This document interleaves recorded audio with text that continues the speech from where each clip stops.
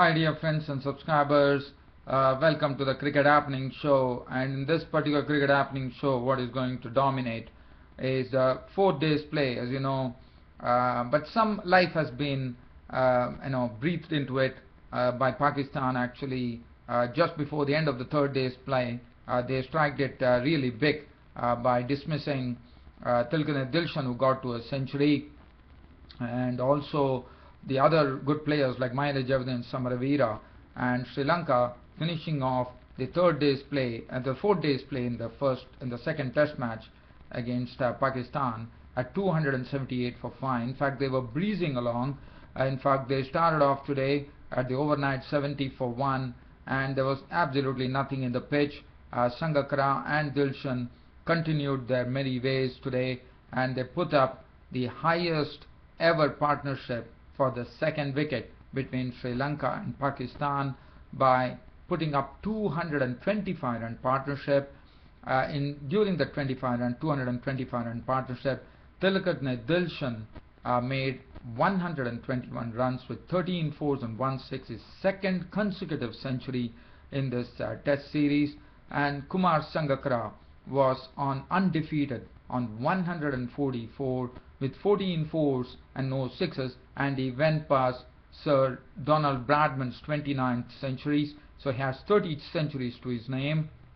He's still there, and both of them just made Pakistan feel that, well, things they would have felt, because there was nothing in the pitch and the batsmen are playing the slow. Sangkarra was very good off his legs. Dilshan was on his attacking self. He was playing some good strokes, and he was also mixing it up with some good defense, and both of them were in absolutely no trouble playing the pacers and the spinners alike, and everything was going on smoothly. They had taken the score to 236, and there was only some overs left before close of play, and that was the time Junaid Khan came in, and he struck with the old ball. He actually had Dilshan LBW for 121, and also Dilshan actually went on to his century in a really great style by depositing Saeed Ajmal over the fence for a 6. Now that is how he reached century. Sangkarra took his time to get to his century, and well, as you know, it was a sharp contrast both the innings, and Dilshan was out 121. And that was the time, and 236 for 2 for Sri Lanka at that stage. And Jayawardene joined Sangkarra, and one would have hoped, people would have hoped that, Jayawardene is joining Sangkarra, and Jayawardene is another one who has a wonderful record here at the SSC, and he has never scored below 100, that's what the records say. Well, and Kumar Sangkarra would also felt he got a very good partner in Jayawardene, and one would have very safely thought that Sri Lanka would be finishing at probably with 2 wickets down in the 3rd day, but it was not to be. In fact, Pakistan struck very, very quickly as Mahela Jayawardene was LBW bowled Junaid Khan. Junaid Khan really bowled well. He came in and dismissed Jayawardene for a duck, so that made it 250 for 3. And then Misbah-ul-Haq decided to really strengthen the field. Samaravira was not given any scoring areas, and he was kept quiet. And Samaravira absolutely, he was really, not only kept quiet, but he was really troubled by the bowlers. And Saeed Ajmal then dismissing him out of his misery, as Samaravira was LBW bowled Saeed Ajmal for a duck. That made the score 259 for 4. And Suraj Randiwe, the 9th watchman, walked in ahead of Angelo Matthews and Abdul Rahman. And now what Abdul Rahman showed, as you know, in this particular match, we have seen that there's not been nothing for the bowlers. But today we definitely saw some balls from Abdul Rahman, turned square, and also had a lot of bite in it. And today Suraj Randiwe was victim of one such delivery as his LBW bowled Abdul Rahman for 5. And Kumar Sangkarra finished unbeaten on 144 at the close of play with the 4th ball of Rahman's 17th over, netting him a wicket, and 278 for 5 on the board.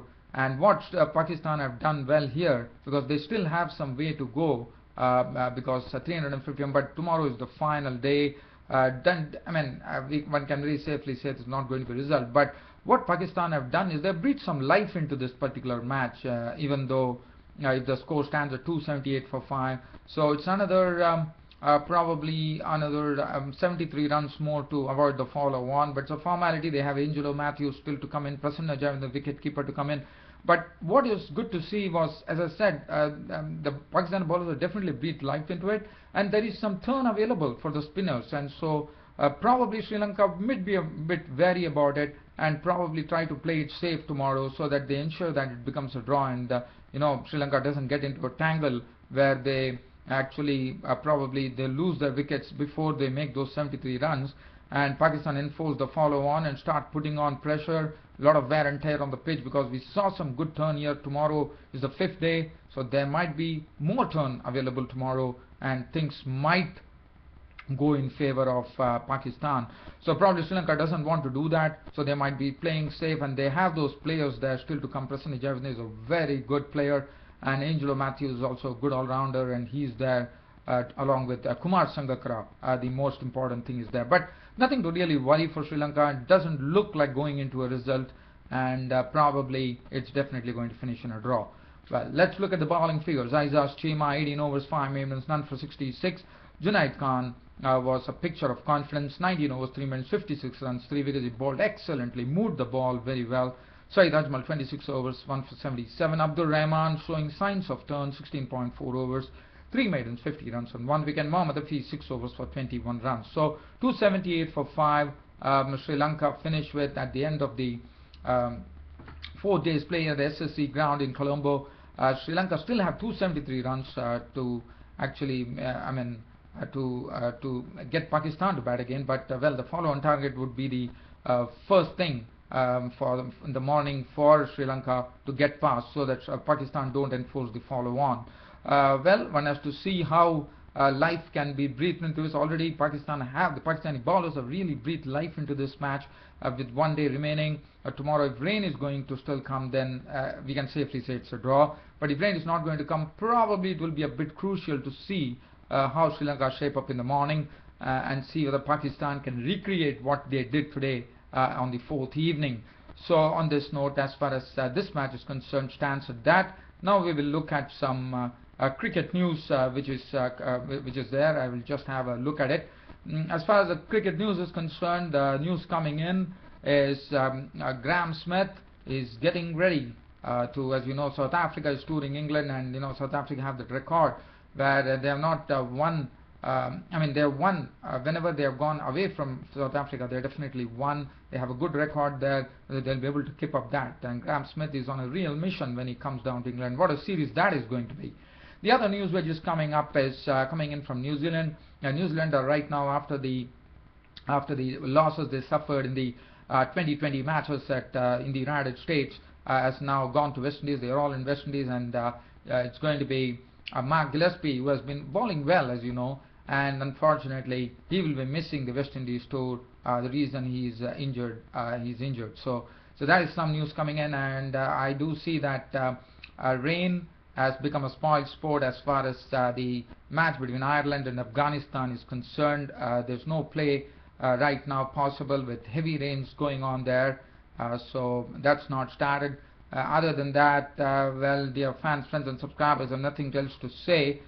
Just as I said, the final day of tomorrow, whether Sri Lanka can breathe life, Pakistan can breathe more life into it, put the pressure on Sri Lanka, get Sri Lanka to make less than 73 runs, make the follow on, and probably expect the ball to turn more than what it turned on the 4th day, being the 5th day, and the rain also stays away. Then probably we will see some excitement there. But more or less, I feel it's not going to be.